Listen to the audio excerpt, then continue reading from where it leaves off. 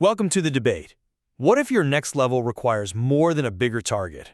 That really is the core question when you look at ambitious founders today, isn't it? Exactly. We are diving into Musa Pavhaldi's 4-Empire system, and specifically his 12 Days to Unbreakable Leadership Protocol.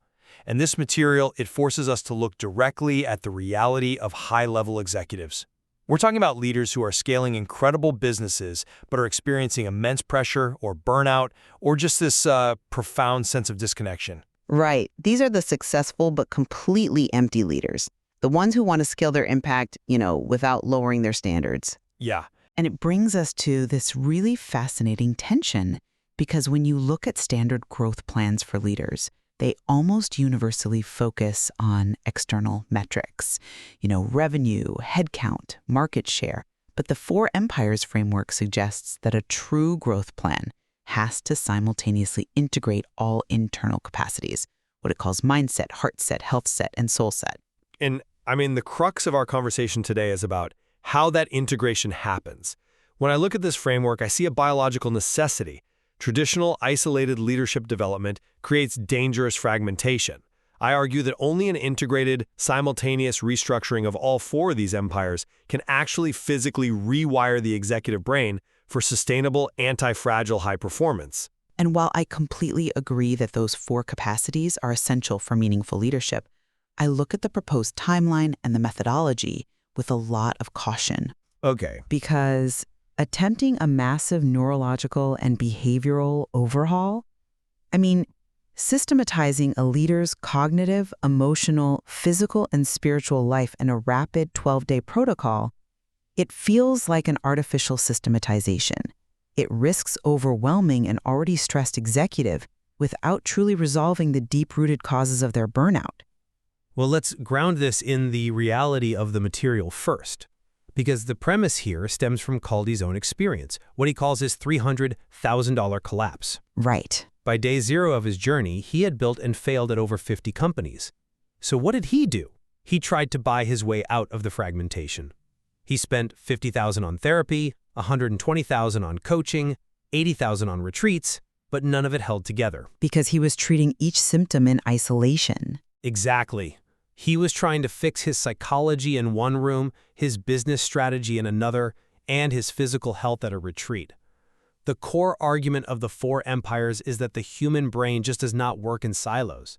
You cannot separate the prefrontal cortex, which is your logic and strategy center, from your heart coherence in your nervous system. If you try to transform a leader, you have to strictly integrate all 4 Empires at exactly the same time. And I want to validate the persona we're discussing here. Because if you're listening to this on your commute right now and you've got that familiar knot of anxiety in your stomach, despite just closing a record revenue quarter, this is exactly the fragmentation the material points to. Yeah. It calls this the grade A executive. On paper, they have built something remarkable. They have the title, the team, the accolades, but privately, driving home at night, they feel entirely hollow. The external game is solved, but the internal game is severely fractured. Right, which is why standard growth plans for leaders fail them. They just give them a bigger external target. Exactly. Where my pushback begins, though, is with the specific intervention. Human psychology and neuroplasticity, they usually require targeted, sequential development to be sustainable. If I am dealing with an executive who is running on absolute fumes, it makes far more sense to me to solve the most critical bottleneck first. Give me an example of what that looks like in practice. Think about it like a sinking ship. A stressed leader is a vessel taking on water.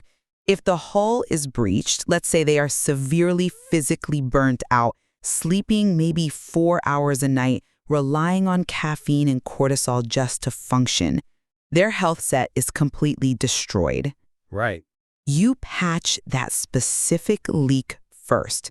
You get the water out of the boat. What you do not do is simultaneously try to upgrade the navigation system, which is your mindset, and completely redesign the captain's quarters, which is your soul set, while you are literally sinking. It's a great visual. Right? If you force them to focus on all 4 empires at once, Layering this rigid 90-minute daily architecture over their morning, you dilute their focus. You're asking a totally depleted brain to simultaneously master strategic cognitive framing, deep emotional vulnerability, metabolic recovery, and existential purpose. It just seems like way too much cognitive load for a brain at the breaking point. The sinking ship analogy makes intuitive sense, but here's where I see it differently. A sinking ship is made of steel and wood. If you patch a hole in the hull, the wood doesn't care what the navigation system is doing. It's a mechanical fix. But a human being isn't a machine. We are biological, neurological ecosystems. Okay, a biological ecosystem. Unpack that for me. You did it more like a rainforest. You can't just fix the soil without looking at the water supply and the sunlight.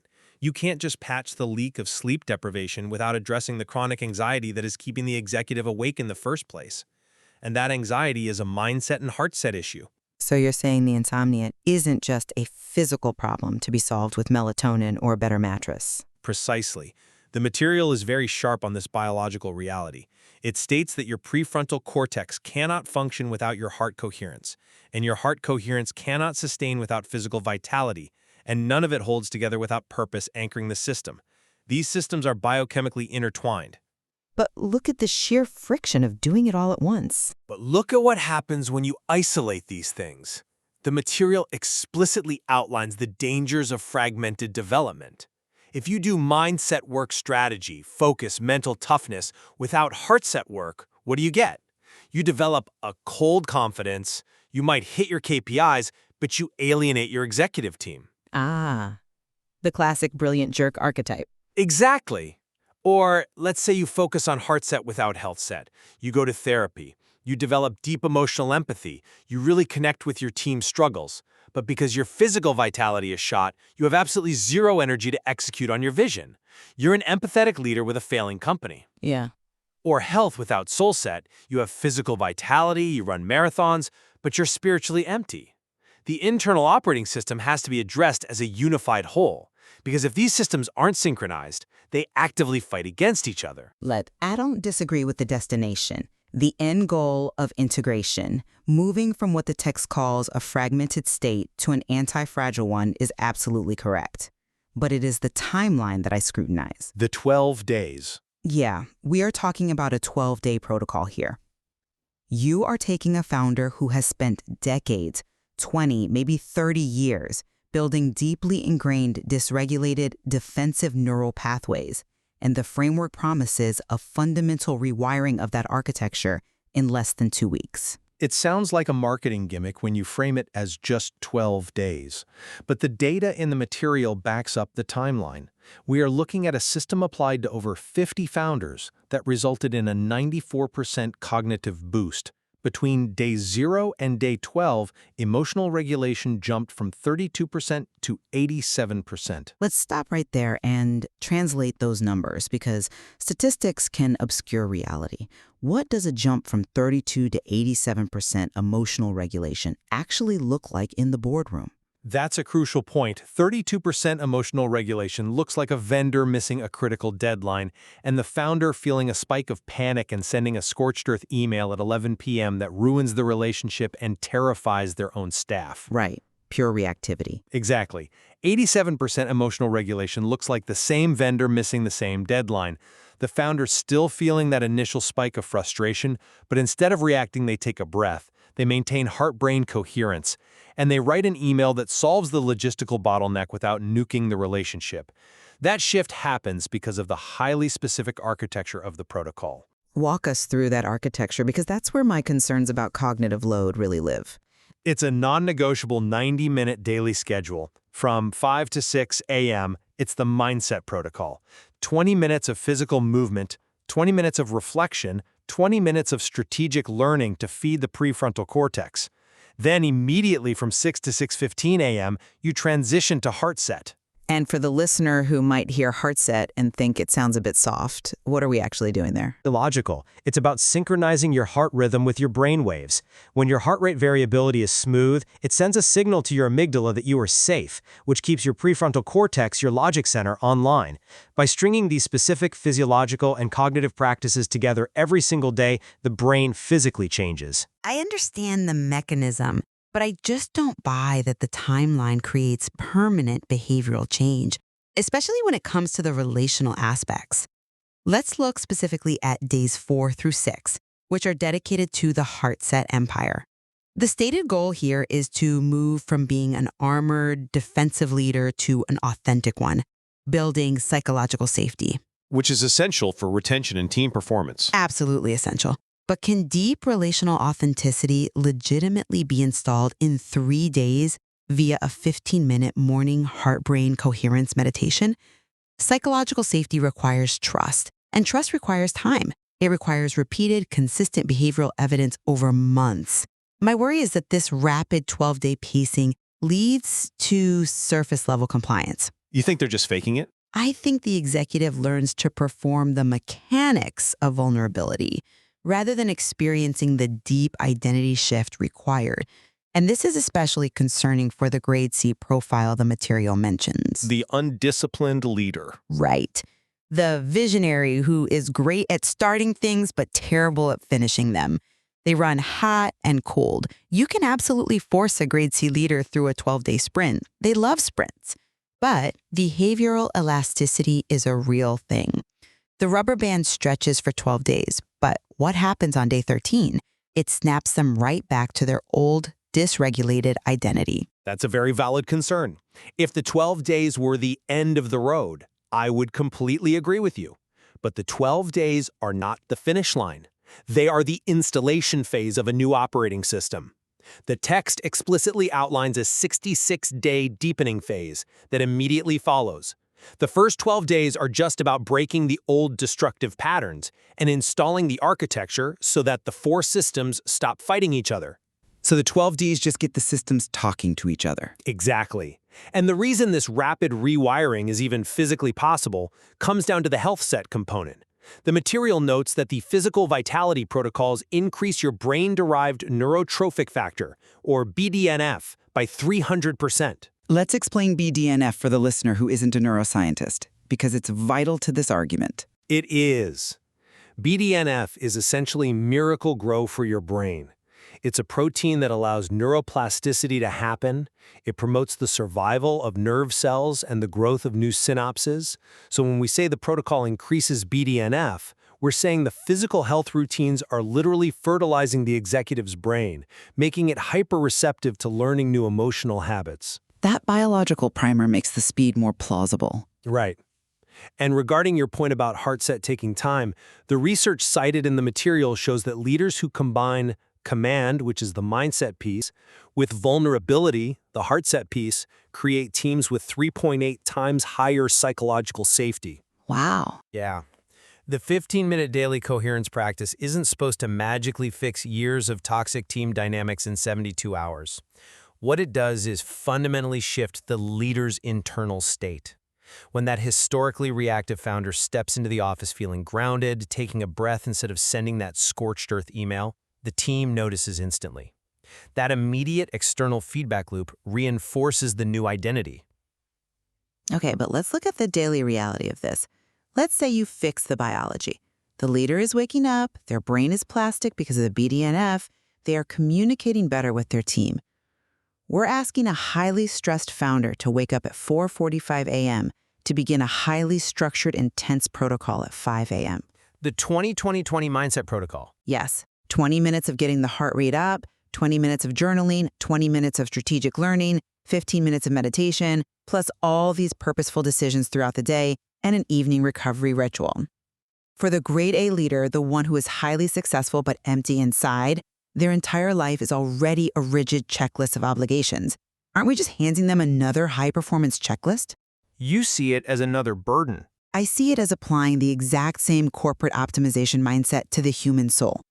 They are already executing at a high level. Their problem is that it feels hollow. So systematizing their inner life into 20-minute optimization blocks feels counterproductive to finding actual meaning. The hesitation makes sense, but what is the alternative? Leaving the inner life to chance? Because that is exactly how these leaders became hollow in the first place.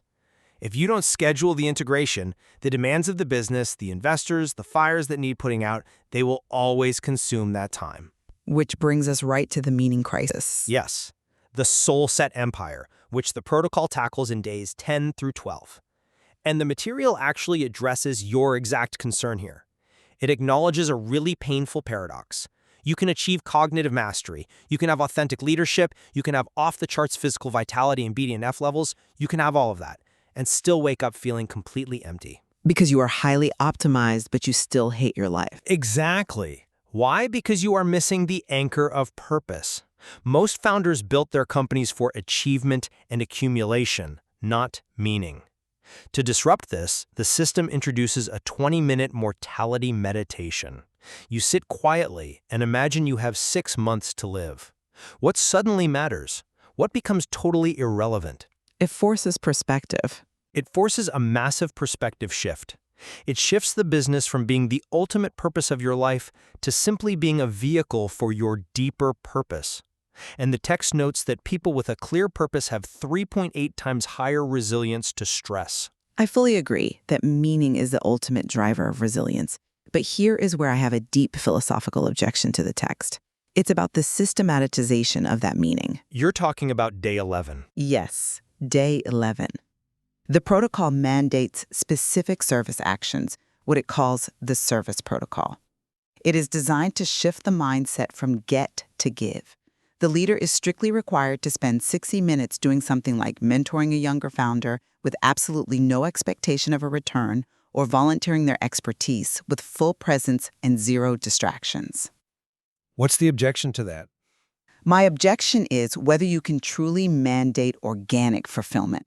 Let's look at the grade D profile in the material. This is the lone executive at the top, the group CEO. They are completely isolated, unreachable, surrounded by sycophants, and fiercely, fiercely lonely.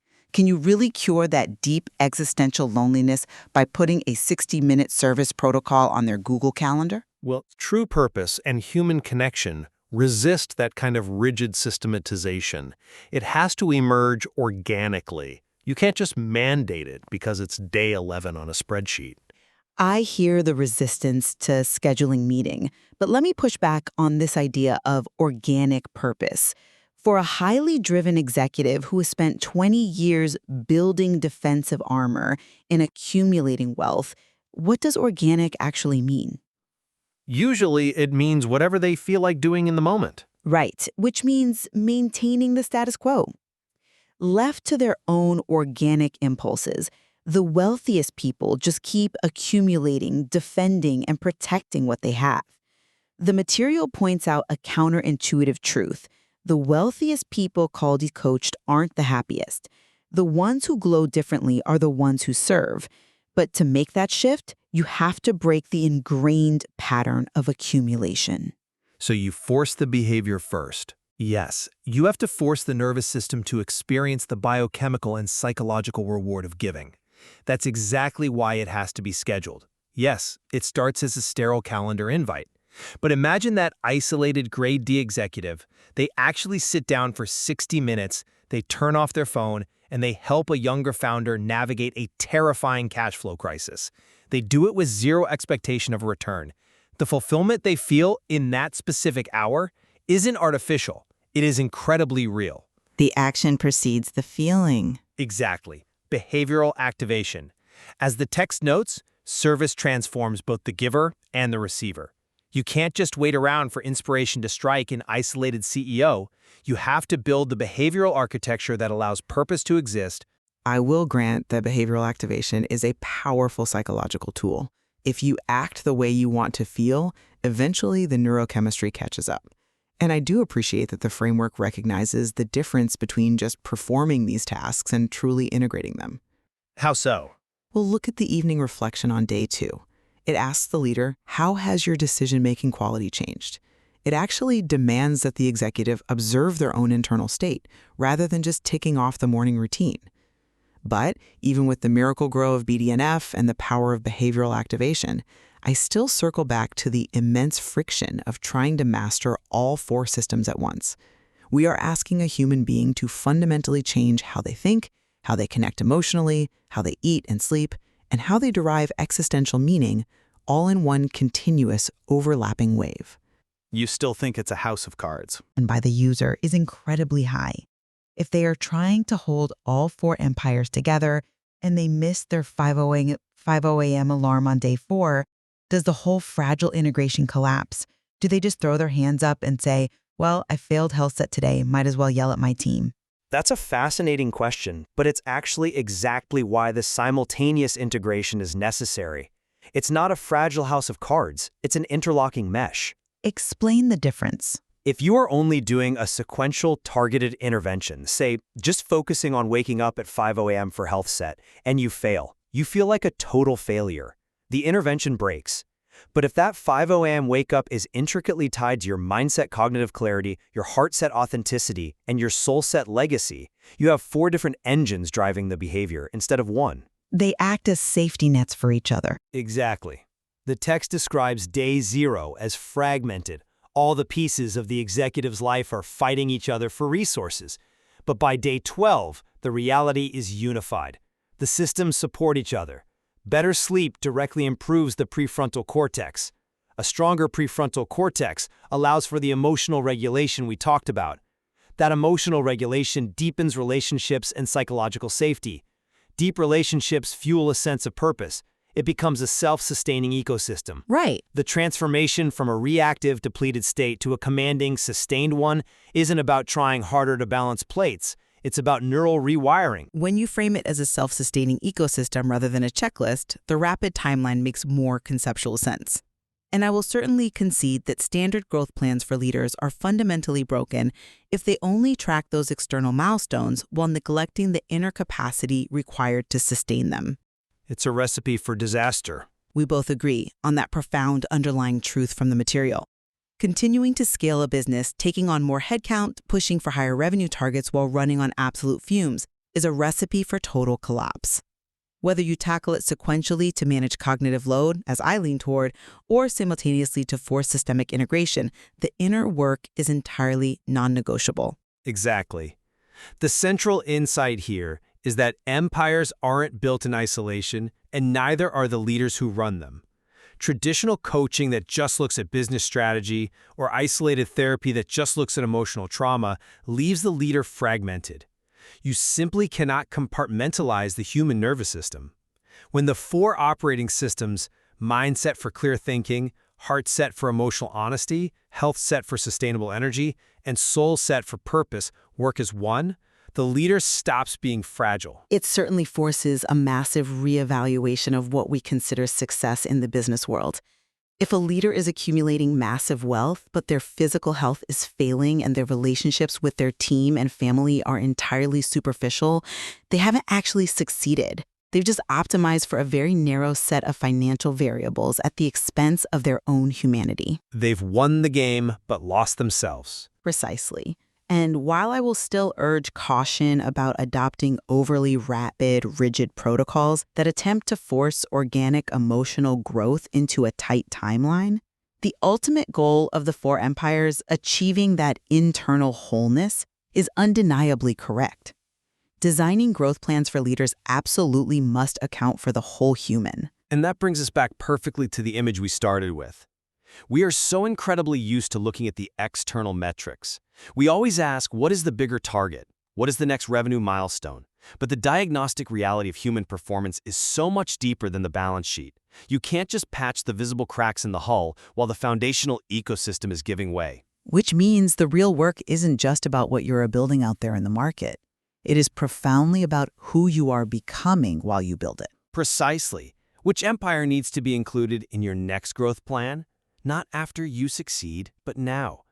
If this conversation helped you see something more clearly, take the free 4 Empires assessment at musabkhaldi.com/assessment. And if you would like a private conversation about your leadership, business, or personal direction, you can book a free discovery call with Musab Khaldi at musabkhaldi.com.